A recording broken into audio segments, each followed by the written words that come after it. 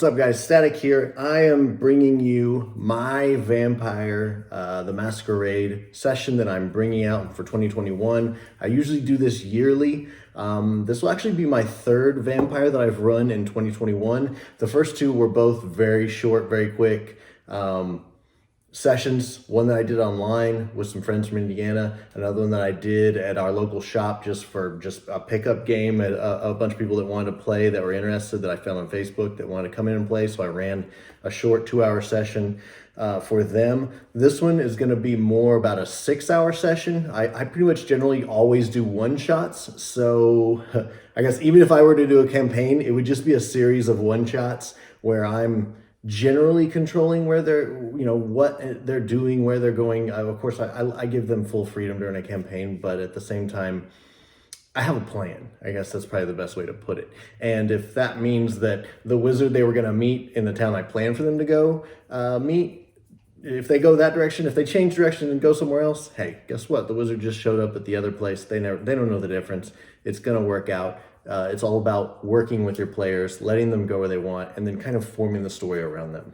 This is going to be very much the same thing.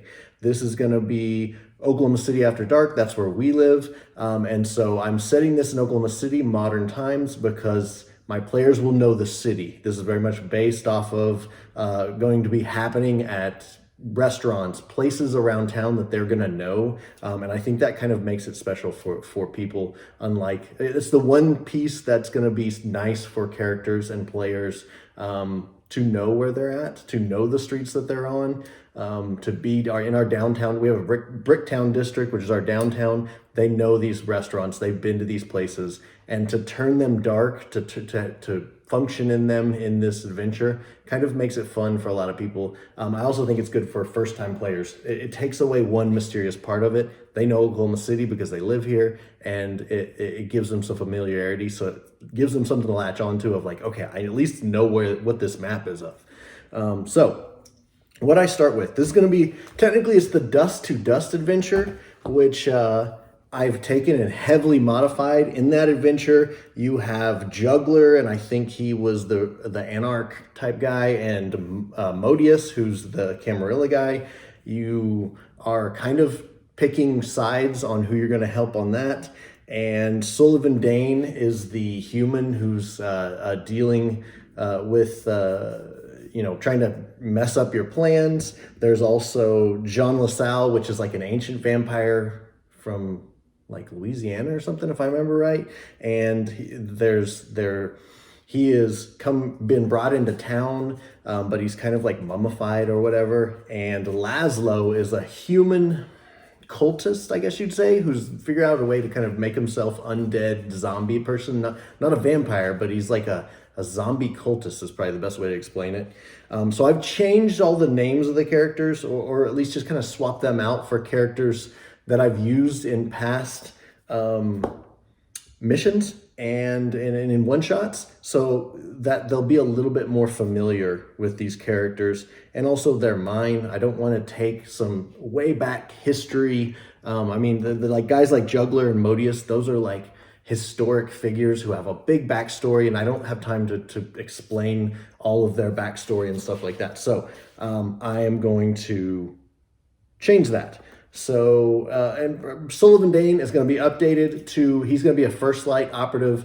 He's going to have kind of mage abilities, very much like John Constantine is kind of the character that I think of in that he's not just your average human. He has the ability to punch back a little bit at least. I don't feel like he's on vampire scale, but him plus a bunch of First Light guys with machine guns could pose some problems. So how I build my story is I have taken Dust to Dust, generally read it. There's a lot of kind of 80s weird thinking. I don't even know how to explain it. They kind of have this weird concept of like, what if the vampires killed everyone in the city by drinking them to the point where the city literally becomes undead itself? And that gets a little bit too deep for what I'm trying to do in a one-shot. So I dropped that. And I'm keeping the rest. I'm keeping the pretty much, do you want to go side with the Anarch? Do you want to side with the Camarilla? And also, you got this zombie cultist that you need to deal with, who's kind of against everyone. It's a third factor that they have to deal with for that. And what does that mean? Does that mean you need to get both sides to join forces to fight against this external threat? Do you only side with one and help, I guess, let the zombie cultists take out the Camarilla if you were to join the Anarchy, etc. So how I start is I go with 10 questions. Let me pull those over here. This is what I do on every one of my one-shots. I just write 10 questions. And this one actually have 11. Sometimes I'll go to 20, but 10 to 11 it's fine. And these questions are, what do I want my characters, my players, to figure out during this mission? And the answer, like, here's whose sire was abducted. In this, there's going to be people, and some of the characters are going to have their sire be abducted. They're not sure who, and that's what's going to call them all back to Oklahoma City. They've been out doing missions for whatever group they're associated with, and they get called back because one of their sires is in trouble. So next would be, who is the first light? That's kind of my humans that I use. I know there's different names for them, and they all kind of are all the generally religious human groups that you can have. I like the first light idea, so I stick with that for my humans. Who is Dane? Who is Prince Valentina? She is the Camarilla prince. And what do the visions mean? We're going to have a Malkavian, and I'm going to give him visions, and I'll show you how I do that here in a second. Who is NERO? He's the Anarch leader. And so again, these are things that I want to, either they will know this already when they get back. Some characters will, some characters won't. And I'll kind of brief them in the 0 session of who knows what.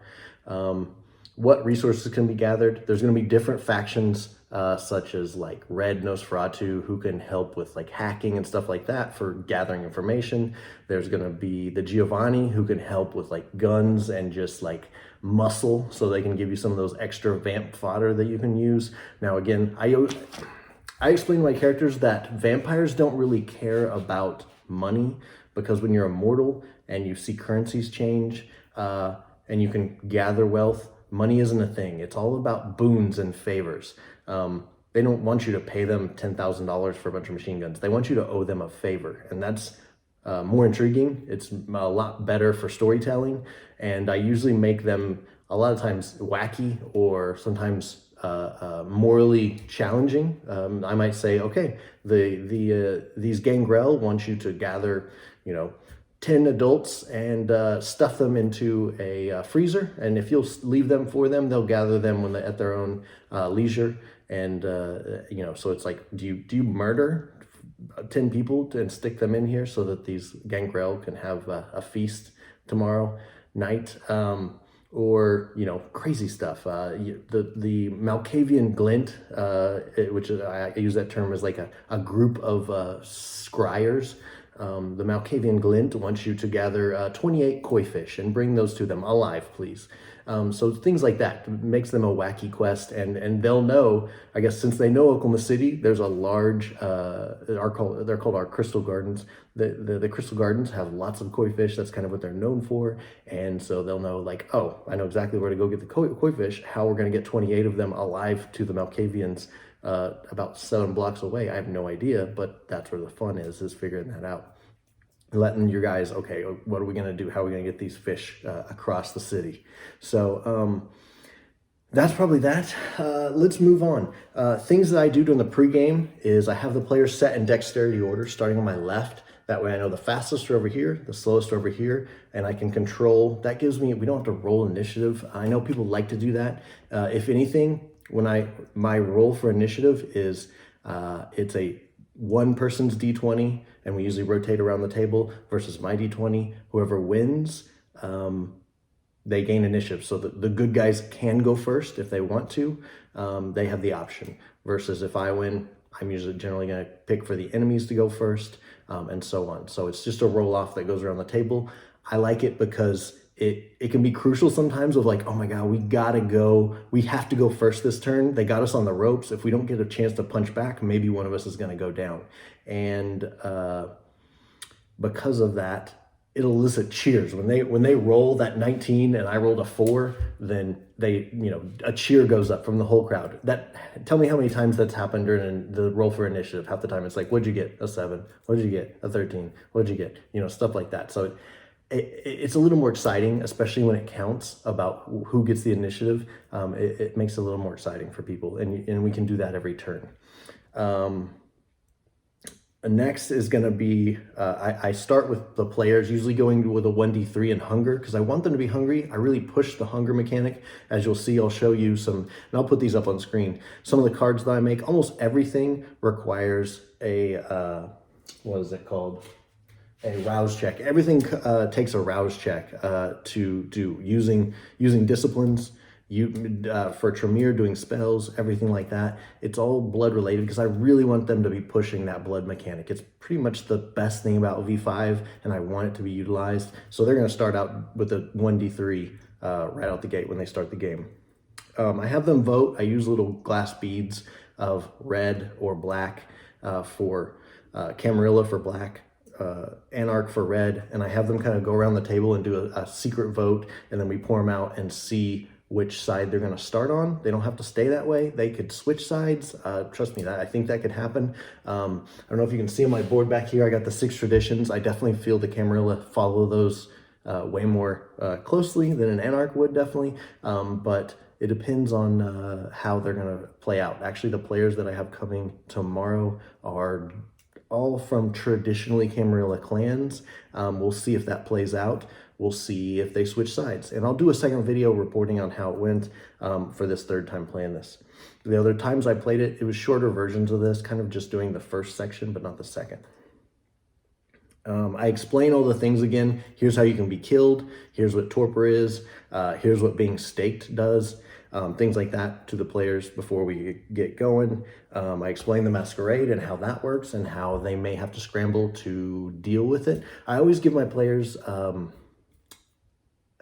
the option to do what they want, if that makes sense. I'm never going to tell the players that a Camarilla prince tells them, okay, there was a breach, go kill those 10 people. All I say is, go deal with those 10 people. Are they going to kill them? Who knows? But I left it open so they don't feel like they have to. And again, I want that moral decision-making to happen. I usually have a NOSFERATU character that is played, and he is brutal, and he will murder everyone, and he constantly is losing his humanity because he's just like, yeah, I'll kill him, I don't care. So he will usually go brutal, while the other half of my players will usually try and talk him out of that or argue against him for doing that. But I always try and put them in positions. And some of them will say, like, you're intentionally putting us in this position where we have to kill this person. I said, I never told you you have to kill him. I just said deal with him. So leave that open for them to let them make that decision and let them argue amongst themselves.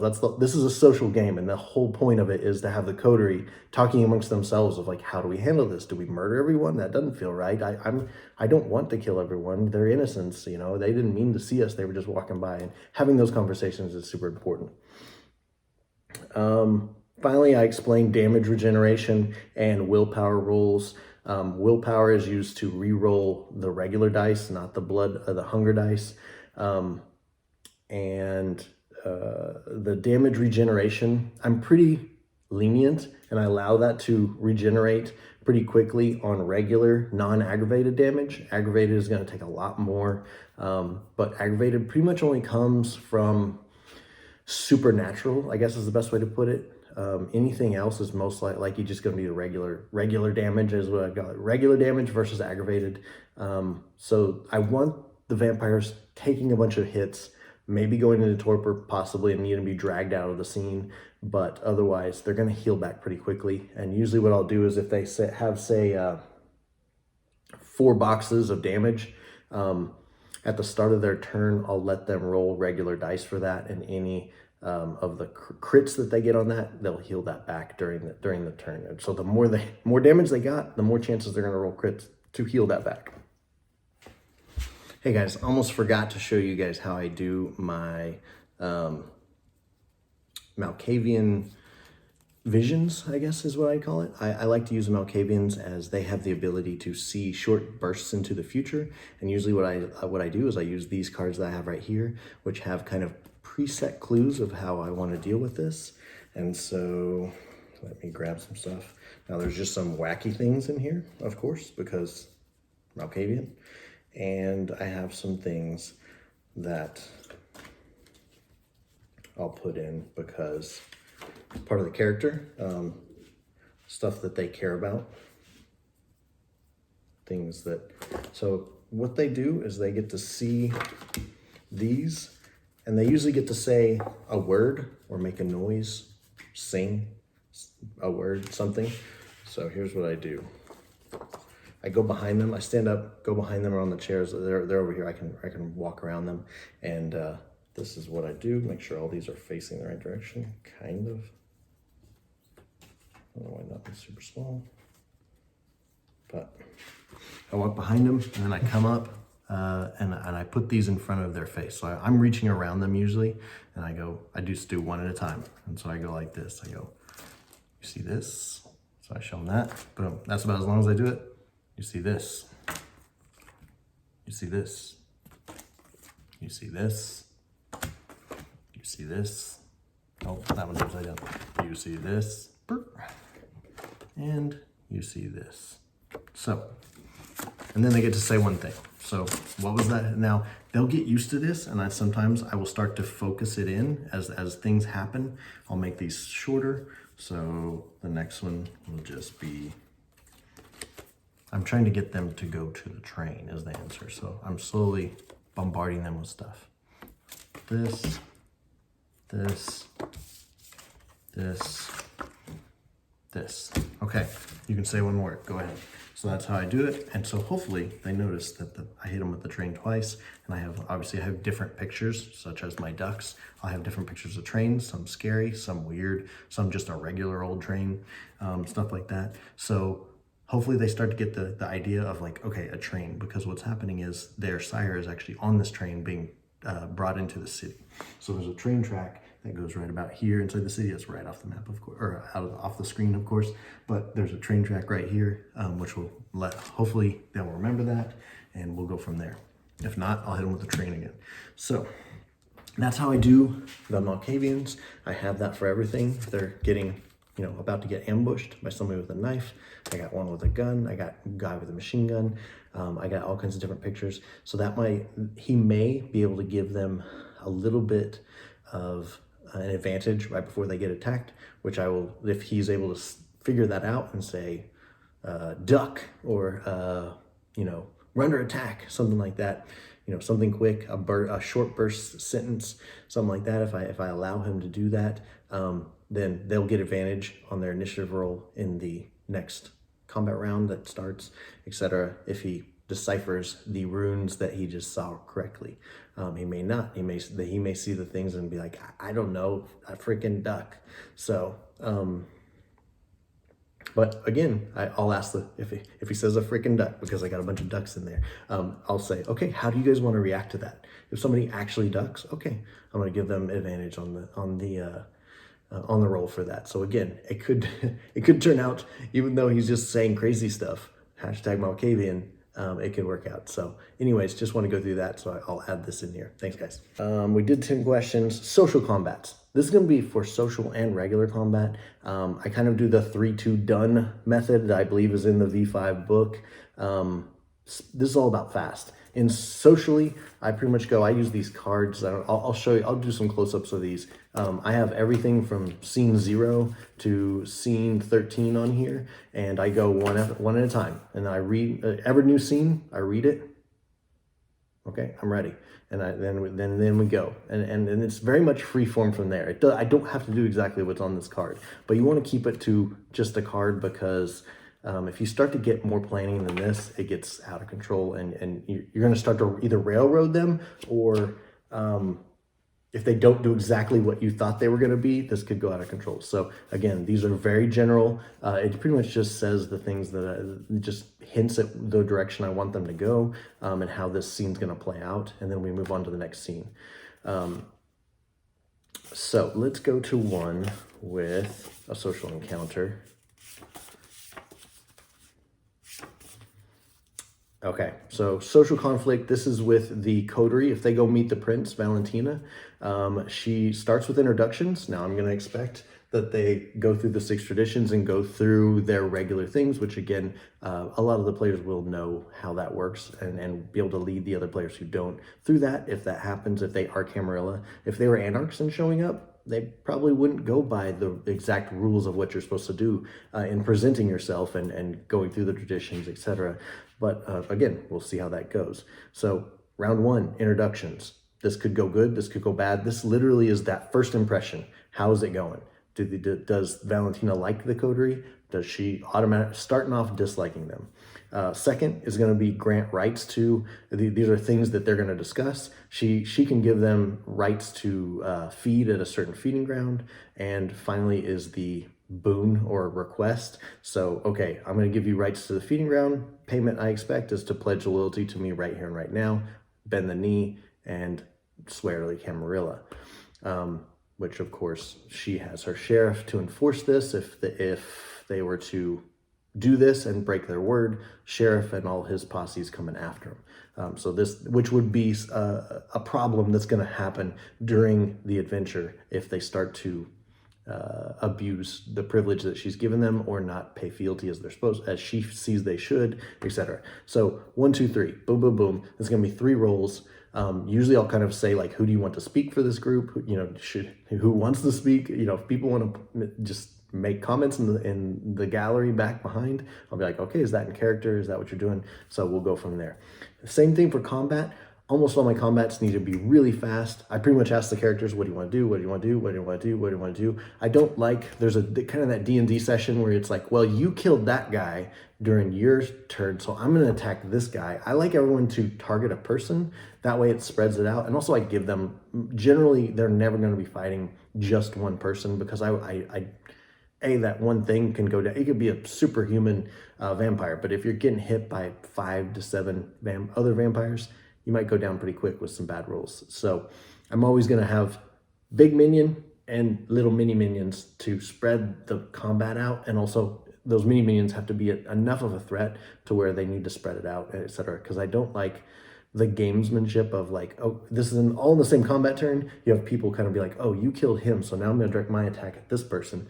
I like them to all tell me what they're going to do, make their rolls, and then go around the table saying, okay, you rolled a 3, okay, you made it. You rolled a 7, you made it. Oh, you rolled a 1, you fell on your face, and go around the table narrating how that's working quickly, because this is all theater of the mind for me. I don't do any minis or anything for this game, and that's how I want that to go for both social and combat. 1, 2, 3, it's done. The final battle is going to be a little bigger because we have ATEN, who is the John LaSalle character, is this super ancient vampire. He's been released and he's being controlled by the zombie cultists. And so that combat, I want to draw out probably double that, probably about 6 rounds maximum, but that's maximum. I guess you can't force them to kill him. It's like... sometimes bad rolls happen. So if it needs to go longer, it will, but I'm going to try and keep it short. And I guess they do high damage. He will do high damage. In the final battle, I would expect, if I have 5 to 7 characters, I'd expect 2 or more to go down during the combat. And otherwise it doesn't. And by go down, I mean possibly just be dead. Like they got their head cut off. They got, thrown into flames, thrown out into the sun. I expect someone to die, so that there's going to be characters kind of waiting and cheering on the sideline for that final combat. Because if they just whip him and no one even, they take 2 or 3 boxes of damage, that's not a final combat. So again, another reason why I like the one-shot is that players don't mind losing their characters, especially in that epic final battle. It makes it feel real. It makes it feel like there's something at stake, was characters start to literally go down, start dying, things like that. It makes it feel important. It feels like they're actually having a brutal combat that they may lose. I think that's about it. I guess some of the things I want to go through is just keeping characters. I keep these and I actually put them up on this board back here so that my characters can constantly, my players can constantly see the characters that they're dealing with. So I'll just run through some of these. These are characters that they're going to be running through. I keep these cards. I'll show you, so I'll put up on the screen some bigger versions of this. These are behind my game screen and I have them to use, and I just use a little Sharpie marker and I tick the boxes. This is kind of like their health bars that I can use, and I mark those with a like a fine tip Sharpie. And so just going through, I have different characters that I use. Again, too much glass on these, they're laminated, so but I'll put some pictures up on the screen for you so you can see what I'm talking about. So you use those. When they're looking for, if I go say, hey, go find the red NOSFERATU, you know, secret base that's located in the sewers, I let them look for, let me find one. So here we go.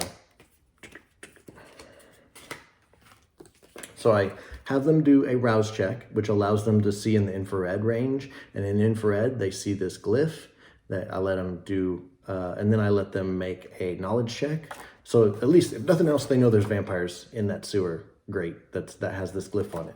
Now, if they know what it is, then they know it's the red NOSFERATU. So that's how I use my glyphs.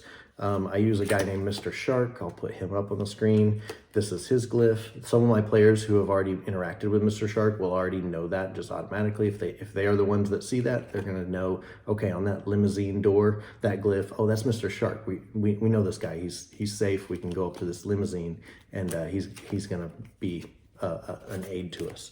So that's how I use the glyphs. I used to use infrared paint. Or I guess it's UV paint, and I used to use a UV light, and I would I would paint that onto these glossy cards here, but it never really looked. It would spread, so it never quite looked good enough. So I've done away with them and just use the cards now. So if anyone has an idea of how to use that UV paint and keep it in the same type of like glyph shape like that, where it's nice and crisp and nice straight lines and stuff, instead of just kind of spread, because that was the UV paint would go into the paper and spread out just a little bit, so it'd make it kind of bubbly, and you couldn't really see it. You couldn't see the glyph pieces and know exactly what you're looking at. You knew it was a glyph because you'd find it with the light, but you couldn't tell exactly which one it was. So I abandoned that. Finally, let's talk characters. I run my characters, like I said. I know I told you guys that I use the rouse checks all the time. If they use a discipline, they're going to do a rouse check. If they use a blood blood sorcery spell for like TREMERE, they're going to do a rouse check. Now, those rouse checks are going to help them, you know, add their discipline power to it, etc. But most of the time, and I'll show you some of these on the screen, the TREMERE have a bunch of spells, which I've kind of modified. I don't love the spells that they give the TREMERE, so I've made a bunch. You know, I've pretty much taken the names and made them actual spell-like. I don't feel like they're very spell-like right now, which I don't like. So I gave them arterial daggers, which obviously are arterial daggers. Blood double, which makes like a illusionary like blood clone. Blood swarm creates a swarm type creature made out of blood that attacks you. Corrosive Vitae, that's pretty much the one that I give to all TREMERE. What else? We got Sanguinary Ward, which is like blood armor that they can wear, and so on. So that's how I do my spells. A little different than what the actual game has the spells being, because it's not my vision of this hex witch vampire to have the spells like, oh, you make that guy over there hungry. That's okay, I guess. Same thing for here's the Bruja. I have Lethal Body, Soaring Leap, Prowess, Awe, Daunt, Rapid Reflexes. Then I actually make a card for Blood Surge / Blush of Life to remind them that they can use this, because they'll always forget. They'll forget that, and they'll forget to use their willpower rerolls. So I almost should make a willpower reroll card for them, but I'll put some of these up on the screen as well so you guys can see them. Trying to think of other things that I got. I think that's it. I will make another video telling you guys how it went. I guess the general gist of the story is that one of their sires has been captured, as I talked about earlier. They have to get him back. They have to figure out who has him, what they're going to do with him, rescue him, and then a whole second chapter evolves from there that has to do with this ancient vampire that's being controlled by the cultist. That now they have to deal with that situation, because by that point they will have aligned with one of the two groups, be it the Camarilla or the Anarch. If they don't, it's going to be a lot harder. I'm not going to say they have to, but it's going to be a lot harder because they're just going to not have the equipment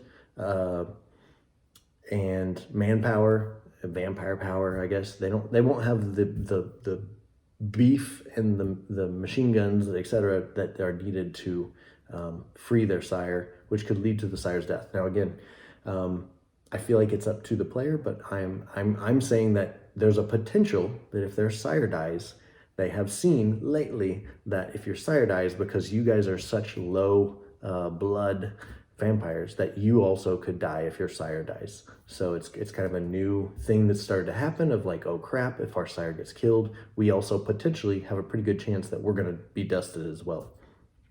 So that's part of the thread of it, why they have to come back and deal with the situation, instead of just be like, oh, our sire's going to get killed, no big problem. So that's another thing I add in just to give it some gravity, etc. So tell me what you think, guys. Let me know if you guys have any questions, any comments, any advice. I'm always up for it. If you have any questions on how I run my games, I do use the hunger dice. But otherwise, I mean, it's very much my own brew of vampire games that I've done. I've run Shadowrun, D&D, and Vampire. And Vampire, to be honest, because I don't have to break out a bunch of miniatures and stuff like that and set up what the big grand scenes that I want to. We can all do it theater of the mind. It's more of a social game. It's a nice change, and it's something that I hope that I can do a lot more. So thanks, guys. Hope you like it. Static out.